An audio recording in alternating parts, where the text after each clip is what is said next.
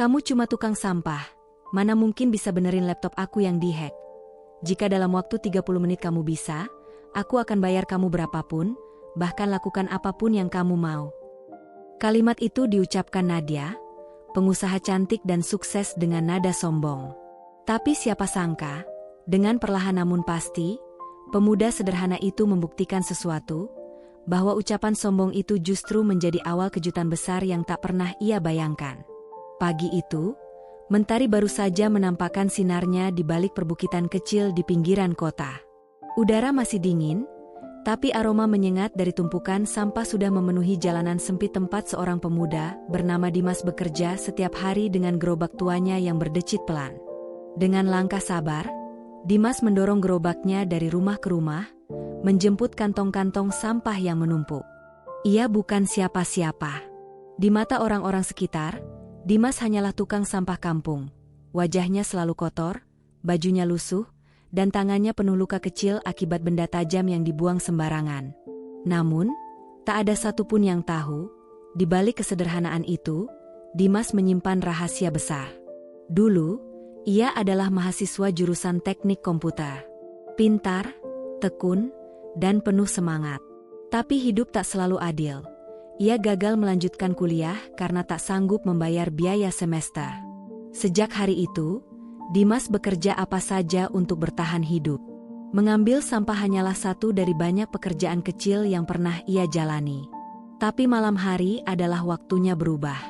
Ketika seluruh kota terlelap, Dimas duduk di depan laptop bekas yang ia temukan di tempat pembuangan.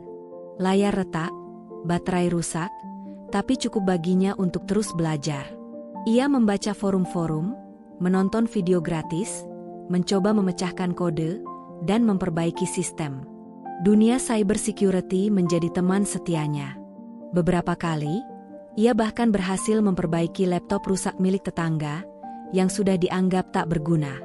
Tapi dunia tak pernah tahu. Bagi orang lain, Dimas hanyalah pemuda miskin. Si pengangkut sampah yang tak layak dipandang. Tiap kali ia lewat di kompleks perumahan mewah, anak-anak kecil sering berteriak mengejek. Bau! Tukang sampah datang. Namun Dimas hanya tersenyum. Ia tahu, hinaan bukan alasan untuk berhenti berbuat baik. Rumahnya sederhana, berdinding papan di pinggir kali, diterangi lampu redup dengan suara jangkrik menemani setiap malamnya. Tapi hatinya besar. Ia yakin, suatu hari nanti Tuhan akan memberi waktu yang tepat untuk membuktikan dirinya. Dan tanpa ia sadari, hari itu datang lebih cepat dari yang ia bayangkan. Pagi itu, matahari mulai meninggi. Peluh menetes di leher Dimas ketika ia mendorong gerobaknya menuju kompleks elit bernama Green Hill Residence, kawasan mewah tempat orang-orang kaya tinggal. Mobil sport berlalu lalang, taman-taman terawat rapi, dan pagar rumah menjulang tinggi seperti tembok kesombongan. Biasanya Dimas tak pernah ke sana. Petugas kebersihan tetap sudah punya jadwalnya sendiri. Tapi pagi itu, salah satu petugas absen, dan Dimas diminta menggantikannya untuk mengangkut limbah rumah tangga. Dari kejauhan, tampak sebuah rumah besar di ujung blok. Dindingnya putih mengilap, dan di garasinya terparkir mobil sport merah mencolok. Di balkon lantai 2, seorang wanita tampak berjalan mondar-mandir dengan wajah tegang, ponsel di tangan, dan nada bicara tinggi.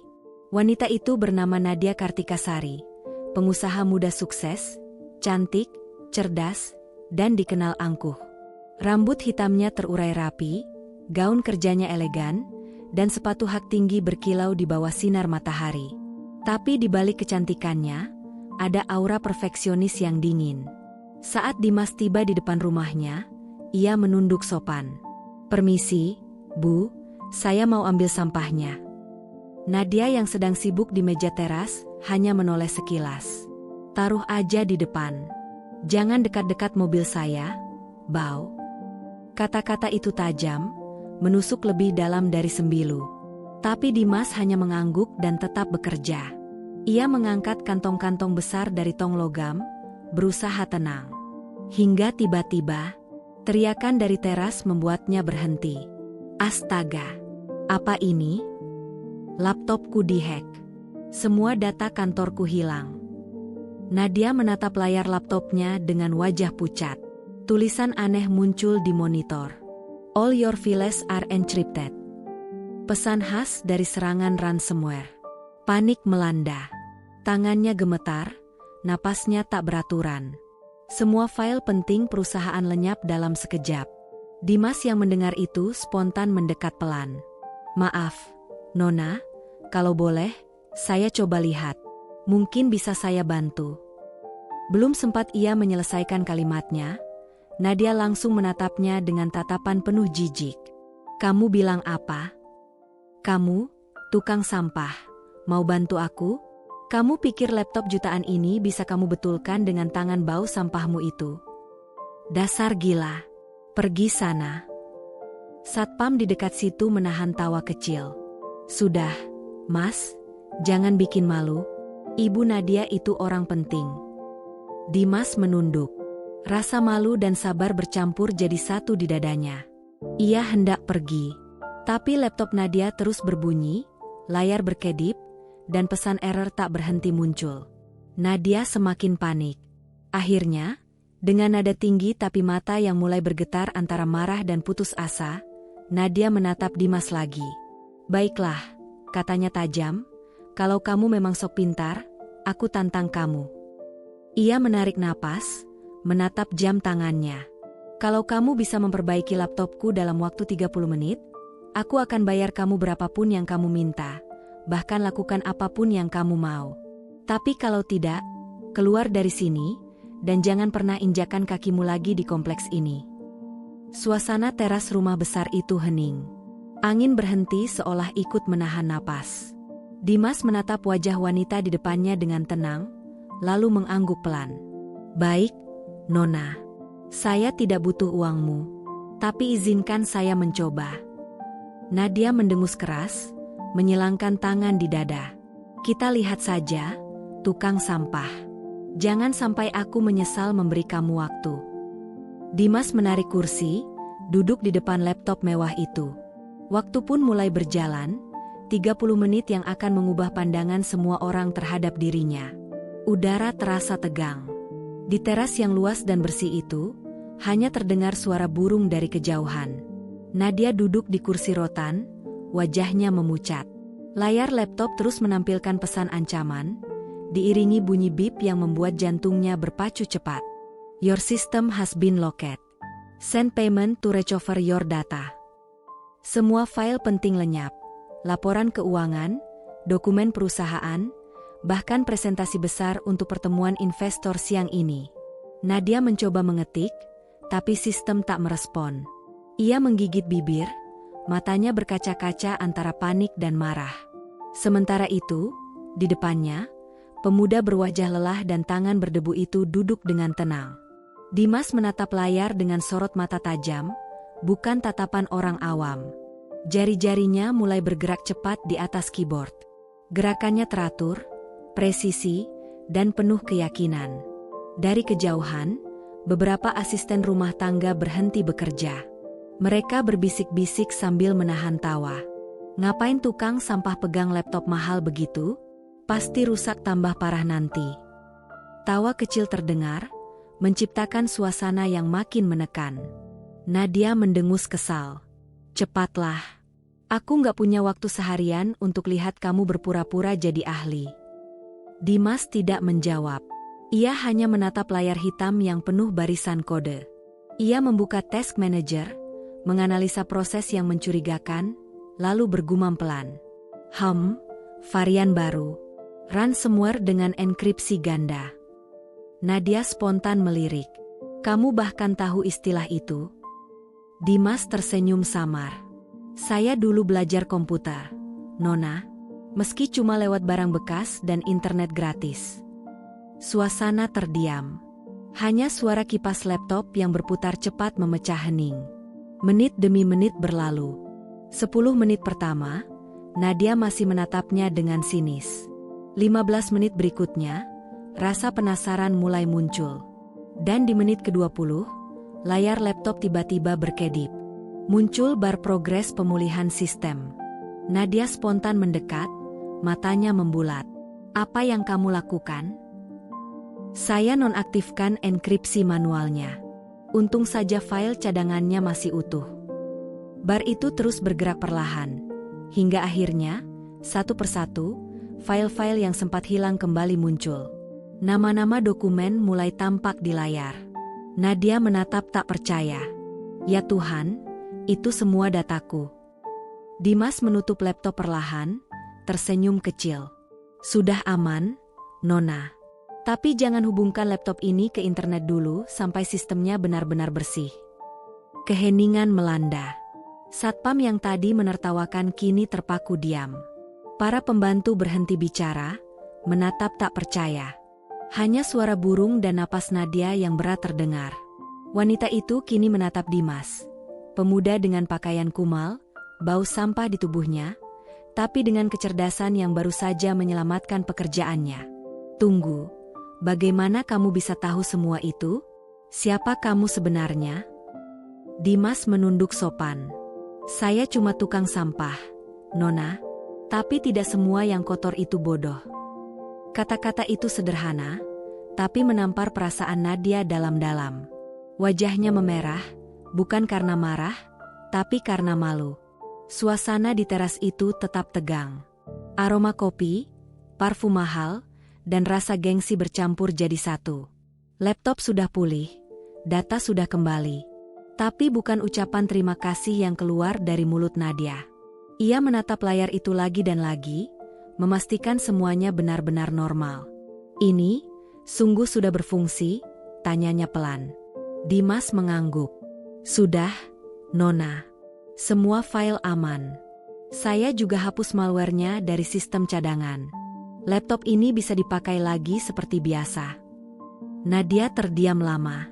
Ia tahu, apa yang dilakukan Dimas bukan hal sepele. Bahkan teknisi profesional pun butuh waktu berjam-jam untuk memperbaiki kerusakan seperti ini. Namun egonya masih terlalu tinggi. Dengan nada ragu tapi dingin, ia berkata, "Tunggu sebentar. Kamu benar-benar cuma tukang sampah? Jangan-jangan kamu sendiri yang ngehack laptopku, biar bisa pura-pura jadi pahlawan?" Dimas terdiam. Tatapannya teduh, tapi tajam. Saya tidak punya alasan untuk mencelakai siapapun, Nona. Saya hanya ingin membantu. Namun Nadia berdiri, menatapnya dengan mata membara oleh rasa malu yang tak ingin diakui. Aku tidak percaya. Tidak mungkin tukang sampah bisa paham sistem komputer. Kamu pasti bohong. Nada suaranya meninggi, menggema ke seluruh halaman. Satpam dan pembantu rumah kembali mendekat, menatap dengan campuran heran dan kasihan. "Pergi sana," bentaknya sambil menunjuk gerbang. "Aku tidak butuh pertolongan dari orang sepertimu. Dasar sok pintar." Dimas hanya menatapnya sejenak. Ia bisa saja membela diri, tapi tak ada gunanya. Ia menarik napas panjang, lalu berkata pelan, "Saya tidak ingin uang Nona, dan tidak ingin penghargaan apapun. Saya hanya ingin membantu, karena saya tahu rasanya kehilangan sesuatu yang berharga." Nadia terdiam. Tapi gengsinya terlalu besar untuk membalas. Ia hanya melipat tangan di dada, berusaha tetap terlihat tegar. "Bilang saja kamu takut nggak dibayar," ujarnya dingin. "Aku bisa bayar kamu 10 kali lipat kalau memang kamu yang kerja. Tapi aku tetap nggak percaya kamu bisa." Dimas berdiri tegak di tengah semua orang, dan tersenyum kecil. Suaranya rendah tapi tegas, "Saya tidak butuh uangmu, Nona." Kata-kata itu meluncur tenang, namun tajam seperti pisau yang menembus gengsi. Nadia membeku. Semua orang menatap Dimas, pria sederhana dengan gerobak sampahnya, yang kini berbalik, melangkah pelan namun pasti meninggalkan tempat itu. Roda gerobaknya berdecit lembut, berpadu dengan detak malu yang menggema di dada Nadia. Ia menggigit bibir, menatap punggung lelaki yang baru saja membuatnya merasa kalah di depan semua orang. Ada rasa kesal, heran, tapi juga sesuatu yang tak bisa ia jelaskan, sebuah kekaguman kecil yang tumbuh di sela gengsi. Untuk pertama kalinya dalam hidupnya, kata-kata dari seorang yang miskin mampu menampar harga dirinya. "Saya tidak butuh uangmu, Nona." Kalimat itu terus terngiang di telinganya, seolah menjadi gema yang tak mau pergi. Menjelang sore, sinar matahari condong ke barat, memantulkan cahaya keemasan di jendela besar rumah Nadia. Namun di dalam, suasananya tetap sesak. Ia duduk di ruang kerja, menatap layar laptop yang kini berfungsi normal. Semua file penting selamat, sistem kembali berjalan lancar. Tapi yang paling mengganggunya bukan laptop itu, melainkan sosok Dimas, si tukang sampah yang dengan mudah memperbaiki sesuatu yang bahkan ia sendiri tak paham. Bagaimana mungkin seseorang seperti dia bisa? Gumam Nadia lirih. Ia mencoba menepis rasa kagum dengan logika. Membuka artikel teknologi, membaca tentang ransomware, memeriksa ulang log sistem. Tapi tiba-tiba matanya membulat. Kode pemulihan yang digunakan Dimas bukan salinan, melainkan tulisan manual, kode tingkat tinggi. Tangannya berhenti di atas keyboard. Ia terdiam. Dia benar-benar jenius, bisiknya. Namun egonya masih berontak, menolak menerima kenyataan itu. Tidak mungkin. Dia pasti cuma beruntung. Tukang sampah tak mungkin secerdas itu. Dari kejauhan, suara roda gerobak Dimas masih terdengar memudar. Tapi entah mengapa, Nadia tiba-tiba berdiri dan berteriak dari balkon. "Hei, kamu, tukang sampah." Dimas menoleh perlahan. "Ya, Nona. Besok pagi datang lagi ke sini," seru Nadia. Nadanya terdengar tinggi, namun samar bergetar. "Aku ingin tahu, apakah kamu benar-benar bisa, atau cuma kebetulan?" Ia menarik napas dan melanjutkan, "Kalau kamu gagal, aku akan laporkan kamu sebagai penipu. Tapi kalau kamu berhasil, aku akan bayar berapapun yang kamu minta, bahkan lakukan apapun yang kamu mau." Dimas menunduk sopan, menatap langit senja yang mulai memerah. "Saya tidak butuh uangmu, Nona," ucapnya lembut. "Tapi kalau itu bisa membuatmu percaya bahwa ilmu tidak ditentukan dari pakaian dan pekerjaan, saya akan datang." Kata-kata itu menyentuh hati Nadia seperti belati halus yang menyakitkan namun penuh makna. Ia tak bisa menjawab. Hanya diam, menatap sosok Dimas yang perlahan menghilang di ujung jalan kecil. Sore berganti malam. Nadia masih duduk di balkon, memandangi arah Dimas pergi. Hatinya bergolak antara gengsi dan rasa kagum yang tumbuh diam-diam. "Siapa sebenarnya dia?" bisiknya pelan. "Kenapa aku merasa bodoh setelah berbicara dengannya?" Angin malam berhembus lembut, membawa aroma tanah basah dan sedikit bau sampah, aroma yang dulu ia benci, tapi kini terasa aneh. Seolah membawa kenangan dari seseorang yang sederhana namun bermakna. Hari itu, Nadia tak menyadari bahwa tantangan yang ia buat dengan kesombongan akan menjadi awal dari pelajaran hidup terbesarnya. Matahari terbit keesokan paginya. Sinar matahari menembus awan tipis ketika Dimas tiba di depan rumah besar Nadia Kartikasari.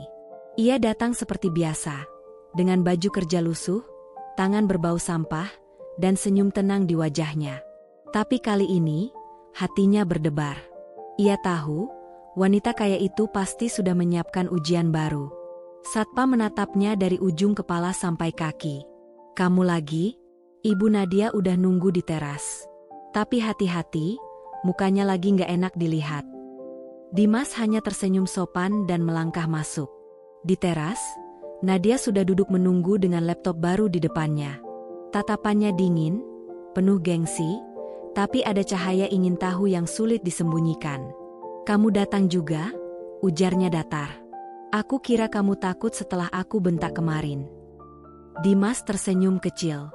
"Kalau niatnya baik, saya tidak takut dimarahi, Nona."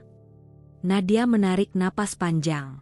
"Oke, tantangan hari ini berbeda. Aku ingin kamu perbaiki komputer kantor yang kena serangan sistem internal. Ribuan data transaksi, dan kamu hanya punya." Ia menatap jam tangannya, 30 menit. Para staf yang menyaksikan terkejut. 30 menit? Teknisi profesional aja bisa 2 jam, bisik mereka. Tapi Dimas tetap tenang. Ia duduk, menyalakan komputer, dan mulai bekerja. Menit kelima, ia menemukan bug di antivirus yang gagal menahan serangan malware injection.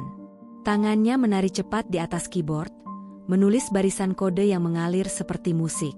Menit ke-10, ia melacak jalur enkripsi data yang rusak. Matanya fokus. Ada 3 file utama yang jadi sumber kerusakan. Kalau ini bisa diperbaiki, semua data kembali. Nadia memperhatikan dari belakang. Diam, tapi hatinya bergetar. Gerakan Dimas begitu cekatan. Bukan seperti tukang sampah, tapi seperti seorang ahli IT profesional. Menit ke-20, layar komputer mulai berubah. File yang tadinya rusak satu persatu kembali muncul. Laporan, angka, data, semuanya hidup lagi. Staf yang menonton terpaku, nyaris tak percaya. Menit ke-25, Dimas menutup dengan firewall manual buatannya sendiri, memastikan serangan tak terjadi lagi.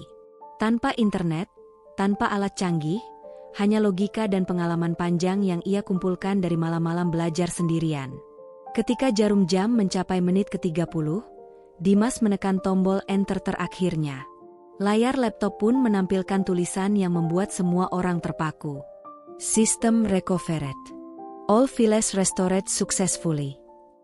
Suasana langsung hening. Nadia menatap layar itu dengan mata membulat, lalu perlahan menoleh ke arah Dimas. Suaranya pelan, bergetar di antara kagum dan tidak percaya. Kamu benar-benar menyelamatkan semua dataku. Lagi. Dimas hanya tersenyum kecil. Alhamdulillah, Nona. Semua sudah beres. Beberapa detik berikutnya hanya diisi oleh desiran angin dan bunyi daun yang bergetar lembut. Nadia berdiri, menegakkan tubuh, mencoba menyembunyikan rona merah di pipinya yang malu. Berapa? Berapa kamu mau dibayar? Katanya dengan nada pelan namun tegang. Aku bisa kasih kamu 10 juta, 20 kalau kamu mau. Dimas menatapnya dengan mata teduh lalu berdiri perlahan. Saya tidak butuh uangmu, Nona. Wajah Nadia memucat. Tapi kenapa kamu mau kerja keras seperti ini? Kamu pantas dibayar. Dimas menatap langit biru, lalu menoleh dengan senyum yang begitu tulus. Karena kadang, yang saya butuh bukan uang, tapi rasa hormat. Ilmu bukan milik orang kaya saja, Nona. Saya hanya ingin kau tahu itu. Kata-kata itu seakan menggema di udara. Semua yang ada di sana terdiam. Dan saat Dimas mulai berjalan menjauh, langkahnya pelan namun pasti. Nadia hanya bisa menatap punggungnya yang menjauh, punggung seorang lelaki sederhana yang baru saja menghancurkan kesombongannya, bukan dengan kemarahan, tapi dengan ketulusan. Hari itu, di rumah megah yang penuh kemewahan, seorang wanita kaya belajar arti rendah hati.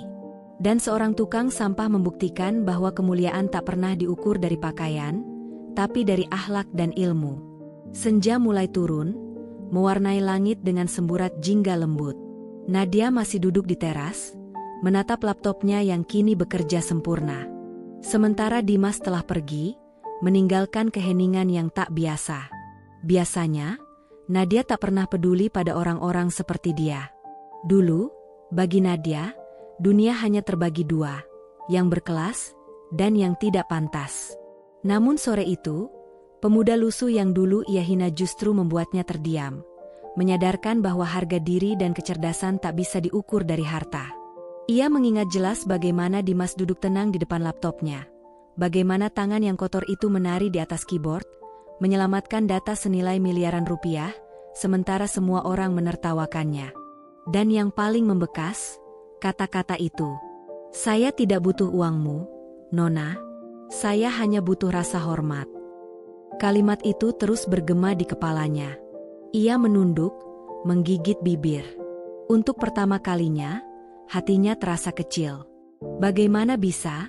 Aku yang punya segalanya kalah dari seseorang yang bahkan tak punya apa-apa, bisiknya lirih. Air matanya menetes, cepat-cepat ia hapus, tapi rasa sesak itu tak juga pergi. Beberapa staf mencoba bicara, tapi Nadia hanya melambaikan tangan, meminta semua pergi. Ia butuh waktu sendiri.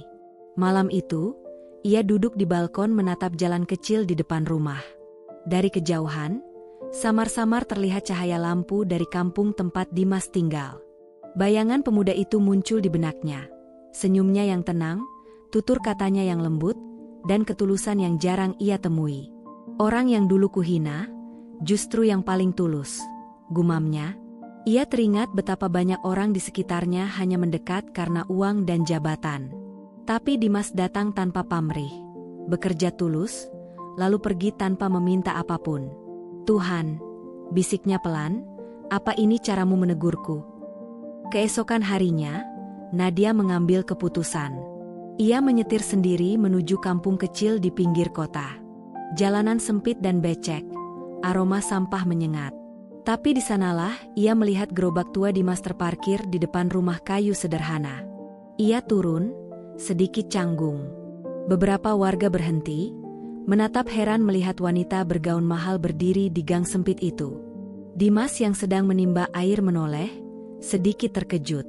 "Nona Nadia," katanya pelan. Nadia tersenyum kikuk. "Aku cuma ingin memastikan kamu baik-baik saja." Suaranya menurun, "Dan aku ingin minta maaf." Dimas meletakkan embernya, menatapnya dengan lembut. "Tak perlu, Nona. Saya tidak pernah menyimpan dendam. Kadang orang hanya salah paham, sebelum saling mengenal." Nadia menunduk, matanya berkaca-kaca. "Kamu orang pertama yang membuatku malu, karena kesombonganku sendiri. Terima kasih sudah mengajarkan sesuatu yang tak bisa kubeli." Dimas tersenyum tenang. "Kita semua belajar, Nona. Hanya saja, tidak semua pelajaran datang dari ruang kelas." Suasana hening. Hanya suara ayam dari kejauhan yang terdengar. Untuk pertama kalinya, Nadia, wanita kaya yang dulu angkuh, menundukkan kepala di hadapan seorang tukang sampah. Saat ia kembali ke mobilnya, ia menatap langit yang mulai cerah. Hatinya terasa ringan.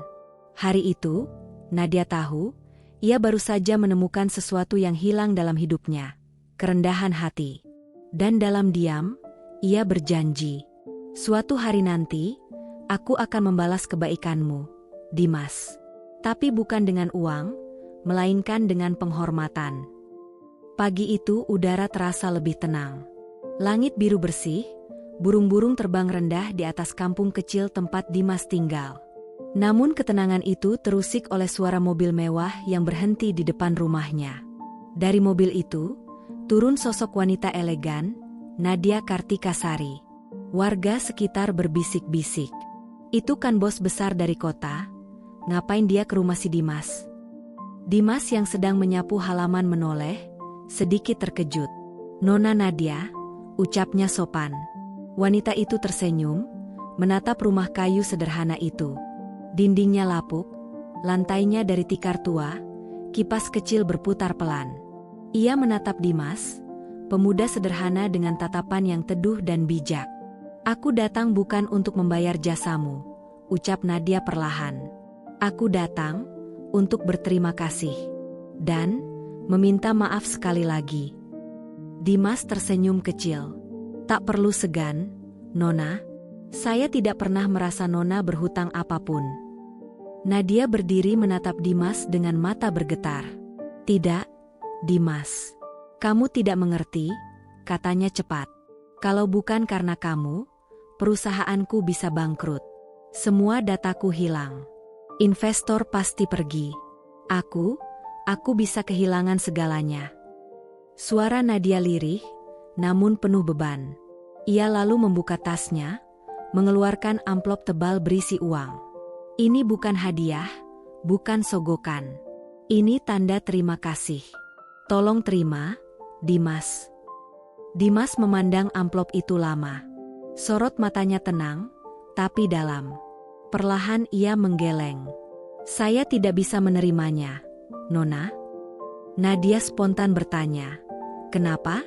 Ini uang halal dari hasil kerja kamu. Kamu pantas menerimanya." Dimas menunduk.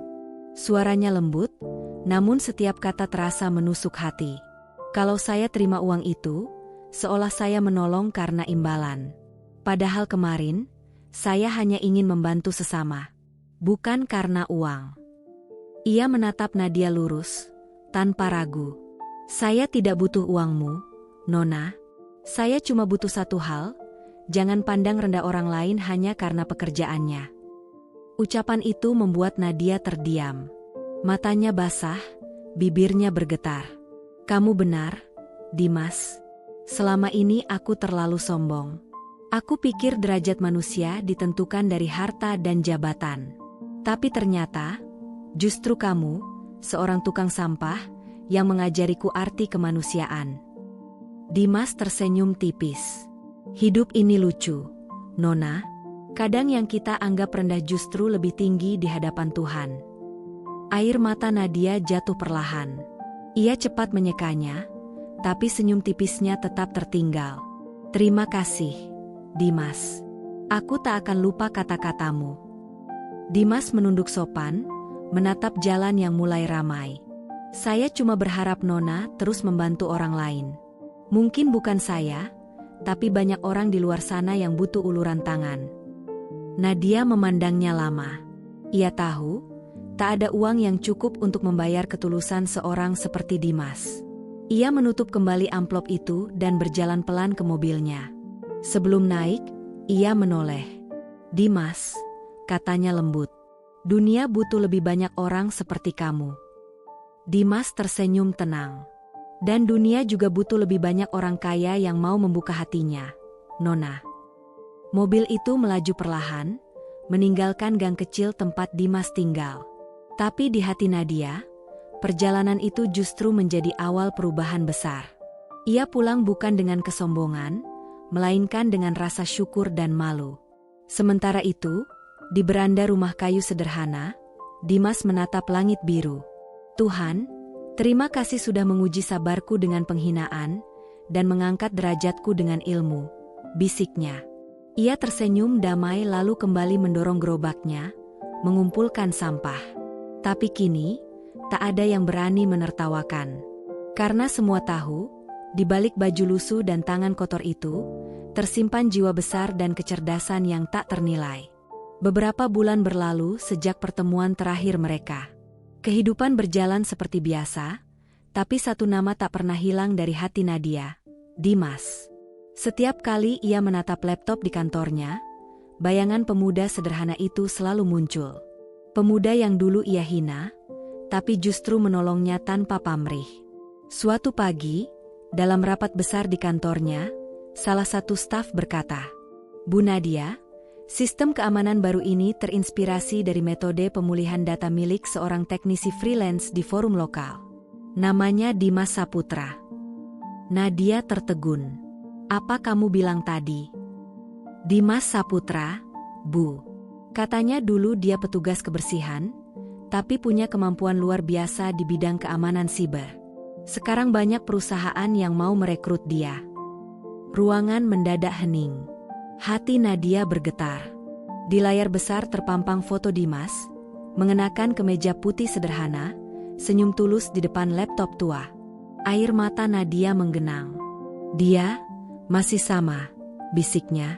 Usai rapat, ia duduk sendiri di ruang kerjanya. Angin sore berhembus pelan melalui jendela tinggi. Ia menatap keluar, ke kota yang dulu membuatnya angkuh, kini terasa kecil di hadapan hatinya yang kosong. Ia membuka ponselnya. Di sana masih ada satu nomor tanpa nama, Dimas. Tapi jarinya ragu menekan tombol panggil. Apa dia masih mau bicara denganku? Gumamnya lirih. Sudah terlalu banyak salah yang kulakukan padanya. Ia menarik napas panjang, menatap foto Dimas sekali lagi. Ada senyum dan penyesalan di wajahnya. Andai waktu bisa diulang, aku tak akan pernah berkata kasar padamu, Dimas. Beberapa minggu kemudian, Nadia menghadiri acara sosial di pinggiran kota, program pelatihan komputer gratis untuk anak-anak kurang mampu. Saat melangkah ke aula kecil itu, matanya terbelalak. Di depan kelas berdiri seorang pria yang sangat ia kenal, Dimas. Dengan kemeja polos dan papan tulis sederhana bertuliskan, belajar komputer untuk semua, ia mengajar anak-anak dengan penuh kesabaran. Suaranya lembut, tatapannya tulus. Nadia berdiri di pintu, menatap pemandangan itu dalam diam. Air matanya jatuh lagi. Namun kali ini bukan karena penyesalan, melainkan kekaguman. Setelah kelas usai, Dimas menoleh. Ia sempat terkejut melihatnya, lalu tersenyum sopan. Nona Nadia, sudah lama? Nadia melangkah mendekat, suaranya bergetar. Aku dengar kamu sekarang mengajar anak-anak di sini. Kamu luar biasa, Dimas. Dimas menatapnya dengan senyum tenang. Saya cuma ingin ilmu yang saya punya bisa berguna, Nona. Hidup ini akan selalu indah, kalau kita bisa memberi. Nadia menatap Dimas lama, suaranya pelan namun syarat makna. Kamu tahu, Dimas? Dulu aku pikir akulah yang hebat. Tapi ternyata, kamu yang benar-benar punya nilai hidup. Dimas hanya tertawa kecil, tatapannya hangat. Saya cuma berusaha tidak lupa dari mana saya berasal. Nona, kemiskinan bukan alasan untuk berhenti bermimpi. Keduanya terdiam sesaat, angin sore berhembus lembut di antara mereka. Ada rasa haru yang sulit diungkapkan dengan kata-kata. Sebelum berpisah, Nadia merogoh tasnya lalu menyerahkan sebuah amplop kecil. Bukan uang, katanya cepat, seolah tahu Dimas akan menolak sebelum ia sempat berbicara. Tapi surat rekomendasi. Aku ingin kamu ikut program beasiswa teknologi luar negeri. Dunia harus tahu siapa Dimas sebenarnya. Dimas terdiam. Matanya bergetar, menatap amplop itu lama sebelum akhirnya menerimanya dengan kedua tangan. Terima kasih, Nona, ucapnya lirih. Saya tidak tahu harus berkata apa. Nadia tersenyum lembut. Cukup satu hal, Dimas. Jangan pernah berhenti jadi orang baik. Beberapa bulan berlalu, dan dunia pun mendengar nama itu, Dimas Saputra, mantan tukang sampah yang kini dikenal sebagai ahli keamanan siber internasional. Kisahnya viral di berbagai media, menjadi inspirasi bagi banyak orang yang pernah diremehkan oleh keadaan. Di ruang kerjanya yang megah, Nadia duduk di depan layar besar yang menampilkan berita tentang Dimas. Senyum haru mengembang di wajahnya. Kau benar, Dimas, gumamnya pelan. Yang membuat manusia tinggi bukanlah harta, tapi kerendahan hati. Malam itu, di bawah langit berbintang, dua jiwa yang dulu dipisahkan oleh kesombongan kini dipersatukan oleh rasa hormat dan takdir. Dimas, di negeri seberang, terus berjuang membawa nama baik Indonesia. Sementara Nadia, di tanah air, menjalani hidup baru, dengan hati yang lebih lembut, karena pernah diajari arti kemuliaan oleh seorang tukang sampah.